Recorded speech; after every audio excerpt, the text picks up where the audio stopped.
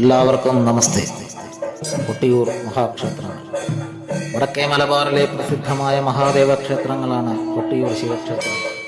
കണ്ണൂർ ജില്ലയിലെ കൊട്ടിയൂർ ഗ്രാമത്തിലാണ് ഈ ക്ഷേത്രങ്ങൾ സ്ഥിതി ചെയ്യുന്നത്. ബാവലിപ്പുഴയുടെ തീരത്തുള്ള ഈ നാടിനെ ദക്ഷിണകാശി എന്ന പേരിലും അറിയപ്പെടുന്നു.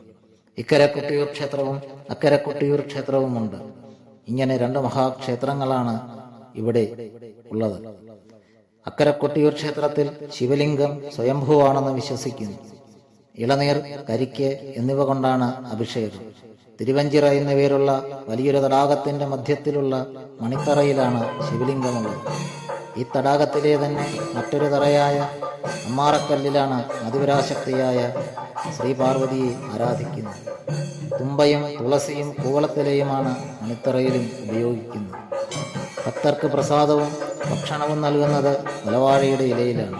ക്ഷേത്രത്തിലെ പ്രധാന ചടങ്ങായ നീരെഴുന്നള്ളത്തിന് ജലം കൊണ്ടുപോകുന്നതും കാട്ടുപൂവയുടെ ഇലയിലാണ്.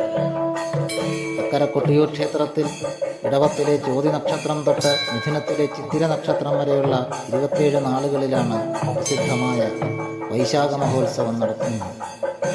ഉത്തര മലബാറിൻ്റെ വിവിധ ഭാഗങ്ങളിൽ നിന്നും തമിഴ്നാട്, കർണാടക, ആന്ധ്ര സംസ്ഥാനങ്ങളിൽ നിന്നും ഒരുപാട് തീർത്ഥാടകർ ഈ ദിവസങ്ങളിൽ ക്ഷേത്രങ്ങളിൽ എത്തുന്നുണ്ട്.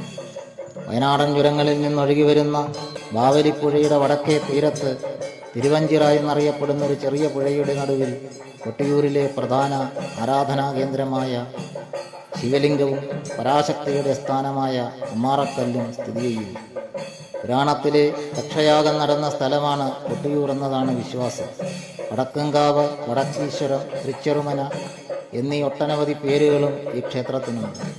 കൊട്ടിയൂർ ഉത്സവത്തിലെ ഏറ്റവും വലിയ കൗതുകമാണ് കൊട്ടിയൂരിൽ മാത്രം ലഭിക്കുന്ന ഓടപ്പൂക്കൾ. ഭൃഗുമുനിയുടെ വെളുത്ത താടിയെയാണ് ഓടപ്പൂ ഓർമ്മിപ്പിക്കുന്നത്. മൃത്യുഞ്ജയമൂർത്തി, ഉമാമഹേശ്വരൻ, ഓങ്കാരമൂർത്തി, പരബ്രഹ്മമൂർത്തി തുടങ്ങിയവ എല്ലാ ഭാവങ്ങളിലും ഭഗവാൻ ഇവിടെ ആരാധിക്കപ്പെടുന്നു. ഐതിഹ്യമെന്ന് പറയുന്നത് പുരാണങ്ങളിലെ ദക്ഷയാഗം നടന്ന സ്ഥലമാണ് കൊട്ടിയൂർ എന്നാണ് വിശ്വാസം. ഒരു വൈശാഖ നാളിലാണത്രേ ദക്ഷൻ യാഗം നടത്തിയത്. പിതാവ് നടത്തുന്ന യാഗത്തിൽ തന്നെയും പ്രിയതമനായ ശിവനെയും അവഹേളിച്ചതിൽ ദുഃഖിതയായ സതീദേവി യാഗാഗ്നിയിൽ ചാടി ജീവനൊടുക്കി. കോപാകുലനായ ശിവൻ ജട പറിച്ച് നിലത്തടിച്ച് വീരഭദ്രനെ സൃഷ്ടിച്ചു. വീരഭദ്രൻ യാഗശാലയിൽ ചെന്ന് ദക്ഷന്റെ തലയെറുത്ത് മൂലോകങ്ങളുടെയും അഭ്യർത്ഥന പ്രകാരം ദക്ഷനെ പുനർജീവിപ്പിച്ചു. യാഗം പൂർത്തിയാക്കി. ശിവൻ തപസനുഷ്ഠിക്കാൻ കൈലാസത്തിലേക്ക് പിന്നീട് പോയി. പിന്നീട് കൊടും വനമായി തീർന്ന യാഗസ്ഥലം കുറിച്യരുടെ വാസസ്ഥലമായി.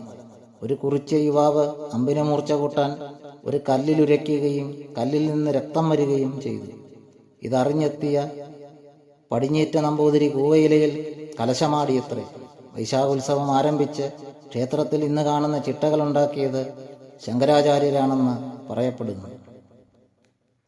കൊട്ടിയൂരിലെ ഇന്നത്തെ ആചാരങ്ങൾ ശ്രീ ശങ്കരാചാര്യർ നിശ്ചയിച്ചതാണ്.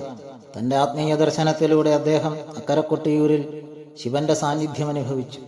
തന്റെ പാദസ്പർശനം കൊണ്ട് പുണ്യഭൂമിയെ മലിനമാക്കാൻ തയ്യാറാകാതെ എക്കരെ കൊട്ടിയൂരിൽ നിന്ന് പ്രാർത്ഥിച്ച ശേഷം തിരിച്ചുപോയി. എല്ലാ വർഷവും മെയ് മുതൽ ജൂൺ വരെയുള്ള മാസങ്ങളിലാണ് വൈശാഖ മഹോത്സവം നടക്കുന്നത്. 28 ദിവസം നീണ്ടു നിൽക്കുന്ന ഈ ഉത്സവം ഇടവത്തിലെ ഋഷഭം ചോതി ദിനത്തിലെ നെയ്യാട്ടം ആചാരത്തോടെ ആരംഭിച്ച് തൃക്കലശാട്ടത്തോടെ അവസാനിക്കുന്നു. വയനാട്ടിൽ നിന്ന് മുതിരേരിക്കാവിൽ നിന്ന് വാളുകൊണ്ടുവരുന്ന ആചാരത്തോടെയാണ് വൈശാഖ മഹോത്സവത്തിന്റെ ആഘോഷങ്ങൾ ആരംഭിക്കുന്നത്. അടുത്ത ദിവസം വിശാഖ നക്ഷത്രത്തിൽ ഭണ്ഡാരമെഴുന്നള്ളത്ത് ആചാരവും നടത്തപ്പെടുന്നു. ശുദ്ധമായ സ്വർണത്തിലും വെള്ളിയിലും നിർമ്മിച്ച ആഭരണങ്ങളും പൂജാപാത്രങ്ങളും അടുത്തുള്ള മണത്തണ ഗ്രാമത്തിൽ നിന്ന് കൊട്ടിയൂരിലേക്ക് കൊണ്ടുവരുന്നു. ഉത്സവകാലത്തെ ഒരു പ്രധാന ആചാരമാണ് ഇളനീർ വയ്പ് അഥവാ സ്വയംഭൂ. ശിവലിംഗത്തിന് മുന്നിൽ ഇളനീർ സമർപ്പിക്കൽ. ഈ പ്രത്യേക ദിനത്തിൽ കേരളത്തിൻ്റെ വിവിധ ഭാഗങ്ങളിൽ നിന്ന് ഭക്തർ കൊണ്ടുവരുന്ന ആയിരക്കണക്കിന് ഇളനീരുകൾ സമർപ്പിക്കുന്നു. അടുത്ത ദിവസം ക്ഷേത്രത്തിലെ നമ്പൂതിരിമാർ ശുദ്ധമായ സ്വർണ്ണ വെള്ളിക്കലങ്ങളിൽ ഇളനീരിൽ നിന്ന് വെള്ളം ശേഖരിക്കുകയും തുടർന്ന് പ്രധാന പുരോഹിതൻ ശേഖരിച്ച തേങ്ങാവെള്ളം ഇളനീരാട്ടം എന്നറിയപ്പെടുന്ന രാശിവല്ലിയിൽ വിഗ്രഹത്തിലൊഴിക്കുകയും ചെയ്യുന്നു. രോഹിണി ആരാധന വളരെ പ്രധാനപ്പെട്ട ഒരാചാരമാണ്. ക്ഷേത്രങ്ങളുടെ ആരാധനയും ചരിത്രവും പഠിക്കുവാൻ നമ്മുടെ ചാനലൊന്ന് സബ്സ്ക്രൈബ് ചെയ്യാൻ മറക്കരുത്. നന്ദി, നമസ്കാരം.